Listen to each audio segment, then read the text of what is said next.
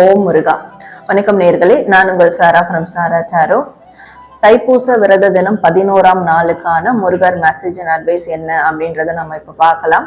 நீங்க ஓம் முருகா அப்படின்னு டைப் பண்ணி உங்களுடைய ஃபீட்பேக்கை கமெண்ட் பண்ணுங்க. அண்ட் இந்த மாதிரியான டெய்லி முருகர் மெசேஜஸ் பார்க்க நம்ம சேனலை சப்ஸ்கிரைப் பண்ணி ஃபாலோ பண்ணிக்கோங்க. இப்போ உங்களுக்கான மெசேஜ் என்னன்னு பார்க்கலாம்.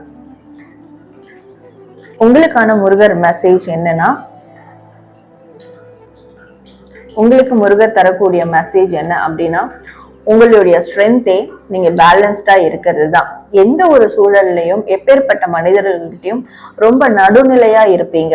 அந்த நடுநிலை தன்மை தான் உங்களுடைய உண்மையான ஒரு ஸ்ட்ரென்த். ஆனா சமீப காலமா அதை இழந்துருக்கீங்க, இல்ல ஏதோ ஒரு கால சூழல்களால இழக்குறீங்க அப்படின்னா இனிமே அதை செய்யாதீங்க.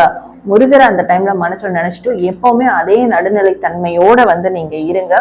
சோ அதுதான் உங்களுக்கு என்னைக்குமே ஒரு நன்மைகளை கொடுக்கும். காலமானது எப்போ வேணாலும் எப்படி வேணாலும் மாறும். அதனால காலமாற்றத்துக்கு ஏற்ற மாதிரி நீங்களும் மாறக்கூடாது. நீங்க நடுநிலையா பேலன்ஸ்டா இருக்கணும். உங்களுடைய உண்மையான ஒரு பிளஸ் பாயிண்ட், ஒரு ஸ்ட்ரென்த்தே அதுதான். அதை மட்டும் எப்பவுமே நிலைநாட்டுங்க. அது என்னைக்குமே விட்டுறாதீங்க. இப்போ சூழல் கஷ்டமா இருக்கு அப்படின்னு சொல்லிட்டு அந்த பேலன்ஸிங்க மிஸ் பண்ணிடாதீங்க. எப்பவுமே அந்த பேலன்ஸோட இருங்க. நிச்சயமா முருகர் உங்களுக்கு நிறைய நன்மைகளை கொடுப்பாரு அப்படின்றதுதான் முருகர் இன்னைக்கு உங்களுக்கு தரக்கூடிய ஒரு மெசேஜ் அண்ட் அட்வைஸா இருக்கு. நீங்க ஓம் முருகா அப்படின்னு டைப் பண்ணி உங்களுடைய ஃபீட்பேக்கை கமெண்ட் பண்ணுங்க. நன்றி.